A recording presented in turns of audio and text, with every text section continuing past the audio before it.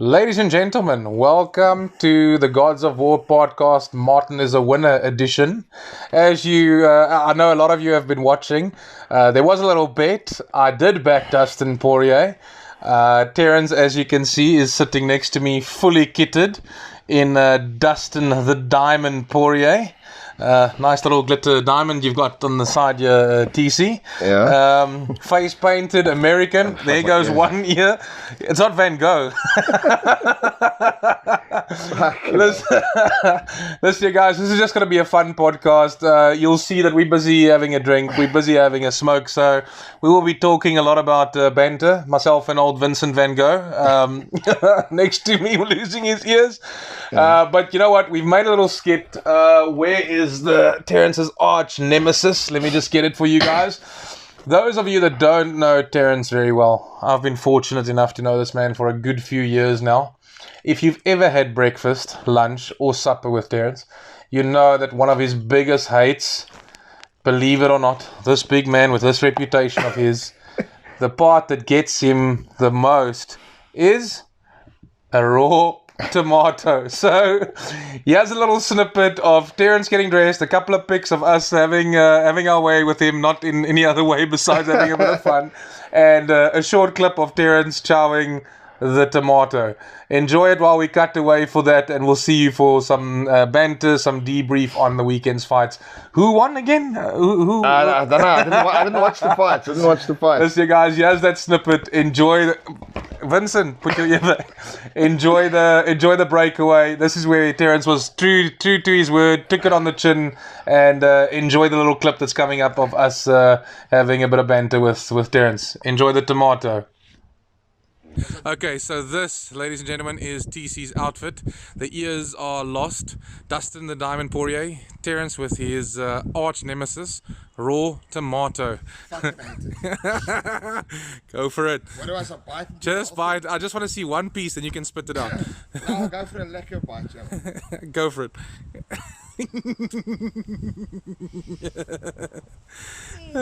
You can spit it out.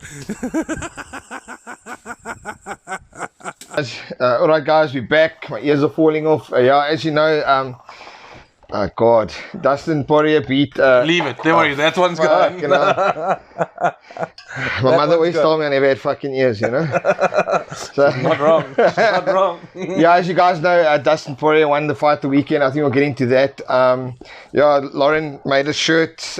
Thanks, Lauren. Yeah, big shout out, Lauren. Short notice for us from Collision Printing. Any of you guys that are watching, please go give Collision Printing a like on Facebook if you need anything. Lauren's the one that can hook you up with that. Yeah, so, she does all our Gods of War outfits, clothing range, golf shirts, all of that. she sponsors our ring girls, and she is currently the president of Master in the Eastern Cape, the chair lady of MMA SA. MMA SA in the Eastern Cape. I'll have another strap top somewhere for that. I think that's another thing we must do is maybe every time we say Master instead of MMA SA, I think we must punish each other some other way. Yeah, we can't do the strapped up because Cyril still has the keys to the liquor. Yeah, we got alcohol. We got friends in high places, you know what I'm saying? We're just kidding, government. We're just kidding. Yeah, I think I'm looking at my ass is nothing. So Martin, good fun weekend for MMA. Some good fights. I want to start with your Dan the Hangman Hooker.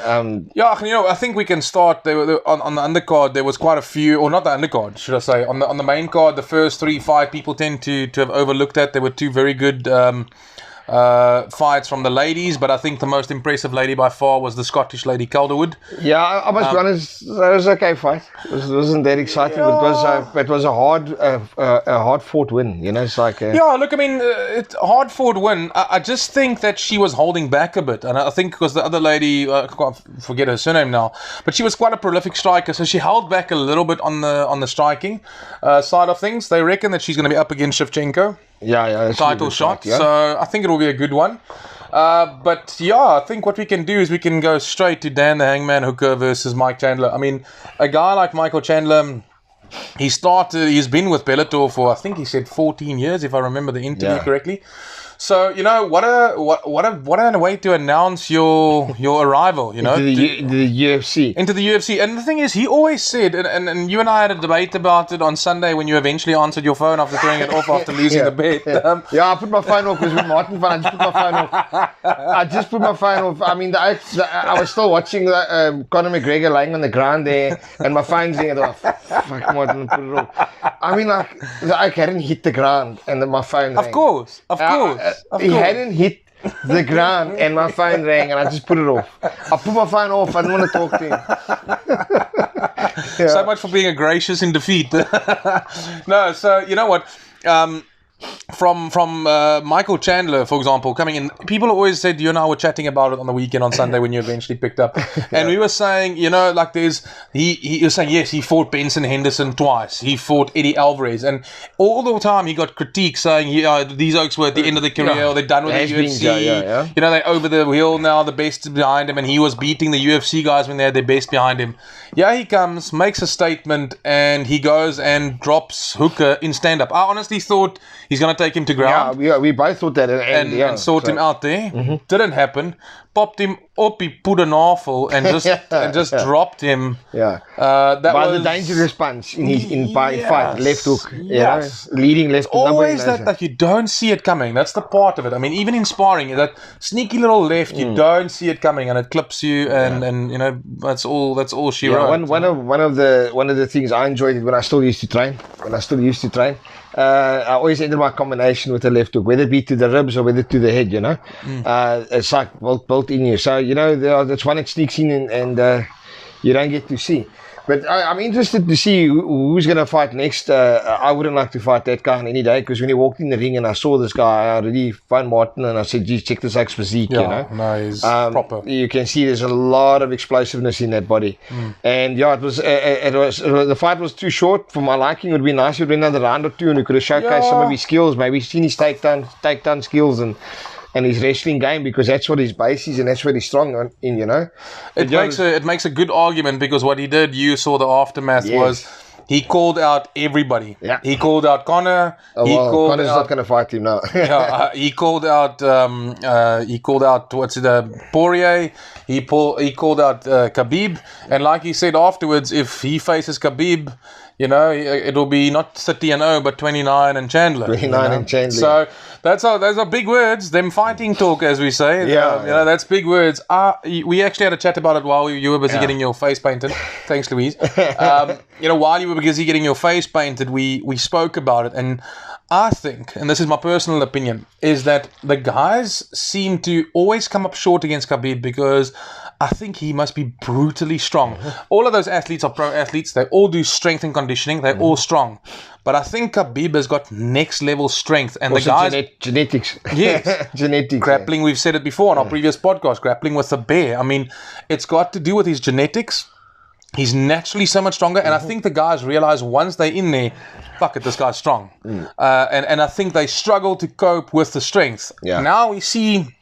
Obviously, the outward appearance of Chandler, strong wrestling base that he's got. I think that's going to be a good fight. Stylistically, but stylistically, it's going to be a good fight. But I mean, what we've seen in our little bit of experience is that the guys will tend to do a stand-up fight, because they nullify each other on the wrestling side.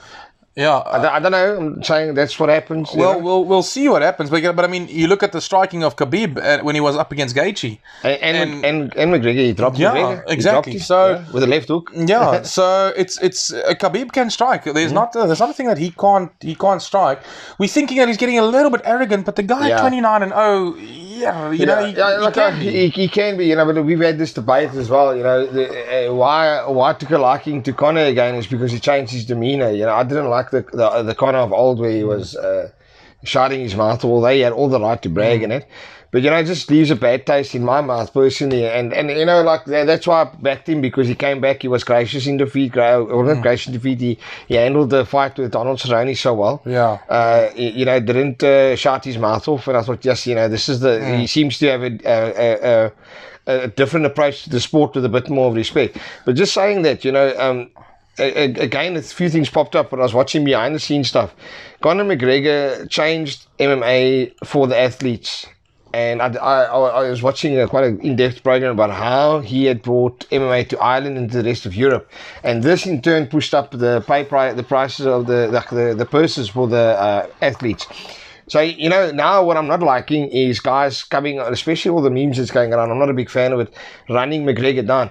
Whether you liked him of the old McGregor, of his bad attitude and what have you, he still was a massive impact in the sport. Absolutely. So I hope he doesn't go anywhere. He says he wants a rematch. He's already training for the rematch. His leg is completely shot. He's off for. He's got a 45-day suspension on his leg and a 120-day. No. I think it's a 120-day suspension because of the concussion. Really? Yeah, that's what they put him out for, 120 days. So must have been some hell of a punch. Yeah, it was. That a half uppercut hook, caught him plumb, and he was very gracious in defeat, Yeah. So, but it comes down. I mean, here's my analysis of the fight. Yeah, we haven't even got to the analysis. We jumped ahead. Sorry, we jumped ahead. We're allowed to do that. This is more us having a social. My podcast, I can say what I want, and I look like an idiot. So I'm glad to do whatever I want. Yeah. I don't think you look like an idiot. I think you look like a winner. You're wearing a winner on your chest, so you're not looking like an idiot to me. You look like a winner. You've got the flag of the country you love. Those of you that follow TC on his personal page, we know that he was following all the American politics, and we don't discuss politics here, so we won't get into it. The endless fucking voice notes that Terence used to, or the phone calls, say, "Yeah, my brother, I must tell you this about Trump quickly." Yeah, Terence, I'm busy working. But listen, just quickly about Trump. Yeah, I don't know what's happening there. I don't know how to make of it. But anyway, enough. Ferdi Masson, yes. You know what I'm talking about, my brother. He doesn't know. Please tag Ferdi in the podcast so that he can see. He's a Democrat. Carry on. I'm not a Democrat. My ass is comfortable on the fence. But like I was saying, I posted that little clip on social media where I said that the longer the fight is going to go on, the more it's going to suit Dustin. There's always been questions about Conor's gas tank, and I know you told me in your video that he's been working on it, and it's something that he's been working on. But he didn't get a chance to fucking show it. Exactly. Anyway, so now the thing is, he got in, and at the end of the first round, I got a few WhatsApps, and it basically said, and said, listen, oh no, Dustin can't pick up Conor's speed. Conor's hand speed is next level. This is not going to last long. And I literally replied, and I said, wait for it. Doiki. And I just sat there, waited for the second round. I was in plate, okay? I got sunburned so badly, I looked like Terence's face on my chest. Because I literally had some spots where I had suntan, some not. Yeah. So I was watching it on a little iPad screen overlooking Plettenberg Bay with a cup of coffee. And I literally knew that when Dustin came out at the end of that first round, when the shots started landing and he started talking, I wanted it to get messy because Dustin is a proper dogfight. He loves it when it gets tough. Yeah. He loves taking the hits. He's got a chin on him. So the longer it progressed, when it moved out of the first, I thought, okay, here we go. We both agreed on that. If Conor didn't finish in the second round, and the third round would have started getting more difficult because I think he would have just kept applying pressure. Yeah, just and the thing is, those calf kicks, leg kicks in general, is money in the bank for the later rounds. Now, yes, it didn't get to 3, 4, 5, but the damage that he took round 1, I mean, we all heard him say like it's like a football. We went back and we looked, and at one section his leg actually collapsed from not even being kicked, just from movement. He collapsed, made him stationary. Now he thought he was checking it, but you and I checked out the clip, and even though he was lifting to check, he didn't check it with his shin. It wasn't shin on shin when the impact happened. Yeah. He checked it, but it still got contact on the side of the leg and on the calf the half time. Even if you check a kick, it's all. Yeah, look, it's proper, Yeah. So as it progressed, I knew that Dustin was going to get into the mix a lot better. I did not foresee. I was worried because McGregor's left hand landed a few times. Yeah. 1 or 2, and you can check, Dustin, and I was a bit worried about him. Got against the fence. There was that one clinch where they were taking turns, and I was like, okay, and they were talking to each other. Yeah, and then they would swap the position and turn around the position and turn around the position. Yeah. But luckily for me, in the end, I was very happy with the punch that landed. But also, joke aside and the bet that we had aside, taking it on the chin like a trooper. No, for me, I said to Terence, Dustin is on a different trajectory. Now, don't get me wrong, Conor is a phenomenally wealthy man, and wealthy beyond his forever money, beyond his wildest dreams at this point. And he works hard in the entrepreneurial space and in helping out the gyms. His heart is in the right place. But Dustin is in pursuit of greatness. Conor has had the belt. Yeah. And it's like you say, and Chris also called it, where he says, you got to stay hungry, and that's what I said about Conor. The biggest problem with Conor is he's got the wealth, he's got the lifestyle. He arrived in this massive yacht in Abu Dhabi, eh? I didn't see the yacht. I only saw the Rolls. I only saw the Rolls Royce. He arrived there in this yacht, So at Fight Island, he arrived at Fight Island in his yacht, and he left on the yacht, But I mean, he left on a stretcher. Yeah, on a stretcher, on crutches. So, but we can say what we want. That kind of lifestyle does affect you. It does. And I keep saying, I won my respect back for him when he fought Donald Cerrone. He was humble with all the money behind him. He put in the hours. He came up. He rocked up. He was on weight. He was in incredible condition, and he beat Donald Cerrone, which is not an easy task. Listen, by no means. I don't care what anyone says. He's past his prime and all that. Donald Cerrone doesn't like to lose.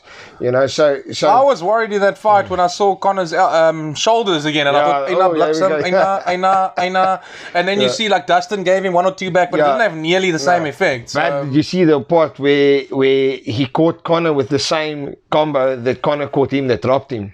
He caught him with the same combo, and he said, "You see, I got you." I saw that. So that was quite lekker, it was a lekker fight. It was short, but it had me on the edge of my seat. I was a little bit nervous. I didn't sit down for it. The coffee was shaking a little bit, so I put it down and closed the sliding door behind me because the kids were making a noise and they were all up, and I just wanted to see. So going forward, for Conor, I don't know what the is for Conor. I don't know where he wants to fight Dustin the third time. I know it's in their contract. Look, there'll be a trilogy fight. Yeah. It's not going to be soon. It's in his contract. It will be later on. On that suspension, there might be a fight for Dustin before then. Hey, you know what? The thing is, we cannot, I mean, Dustin said it himself. He's been sharing it all on social media where he says he is the uncrowned champion. Okay? So I think you guys are welcome to disagree and leave a comment there. But Dustin's name must now be in the hat to fight for. If Khabib formally retires, he was waiting for something exceptional. Whether he saw that or something special, as Dana White said, whether that was Chandler or whether that was Dustin, he beat Dustin before. So I don't think Khabib will be keen on defending against Dustin again. He beat Dustin fair and square. I think we can all say that. I think what makes a good argument is that a lot of people were commenting saying Gaethje and Chandler. I would say Chandler and Khabib. Chandler and Khabib. Right. That'll be great. But if Khabib retires and he doesn't come back, it has to be Dustin in the mix for the title, and then Chandler. I'd give it to him. And you have to give it to Chandler. He's a Bellator champion. Chandler is a champion. Yeah. That to me always carries weight. And he just beat number 6 ranked. Yeah, and he gave him. And Conor, who was number 4, will come down, which leaves Ferguson, which I think is on the out after his loss now to who did he lose to recently? I know he lost to Gaethje quite badly. But then Oliveira. That's right, John. Oliveira. So I think the 3 names that are on top for the title is Dustin, it is Oliveira, and Chandler. But Dustin has to be in there. So maybe you'll see Oliveira and Chandler go at it if Khabib retires. And the winner of that has to face Dustin for the title. To my mind. Dustin's in there. I hope Khabib does come back because I'd like him to lose because I don't like his current attitude. Sorry, Khabib. This podcast comes to you live from Pretoria. Cape Town, Victoria, somewhere in between there. Yeah, somewhere. South of the equator, somewhere. He always used to be so humble, and I think when he beat Conor McGregor, that humbleness seemed to have disappeared into thin air. Since then, he's had a bit of a funny attitude towards a lot of things. But hey, I suppose he has all the right in the world to be with Vinka. Yeah. But yeah, I would love to see him fight Chandler. I would like to see that fight. I think it'll be a good fight, I think if he does beat Chandler, he can go off into the sunset. Yeah. There's nobody else on that card that can. I don't think Dustin will beat him. He'll grind out the win against him easy because he'll just keep taking him down, like what he did with Gaethje. Yeah. And I mean, he just mauled the guys, And we still watched that fight together, and in the corner he said, "I can't get the fuck off me." Yeah. Remember? Can't get the fuck off me. Yeah. That was the comment. That was the comment. You can't get him. No. Can't get him off him, But that's also got to do like superior technique. We know from wrestlers. You and I have been around wrestlers all the time. Brixham. Yeah. Those oaks, they don't get me wrong. Their jits might not be at the highest level like the Oliveira's in terms of jits, but the control is next level. I always tell people, my experience in wrestling when I met Vessel Woolmans, it's like, that was how many years ago? About 10 years ago. Yeah, it was about 10 years ago, 9 years ago, somewhere on there. And I trained with them. They hurt you. With the jiu-jitsu guys, they can hurt you too. I mean, Jason's hurt me a few times and thrown me from one side of the mat to the other. But the judo guys is like they got a point to prove. The wrestlers, you mean? I'm thinking about the judo now. The wrestling guys have got like a point to prove, because I mean, Fadi also said the same thing. The biggest missing part we have in South Africa is the wrestling base. Talking about South Africans quickly, shout out to Drickus Duplessis there for liking our posts and that. I appreciate it, my brother. We'd love to do a podcast with you, even if it's in a Zoom and interview you. We got some fans here.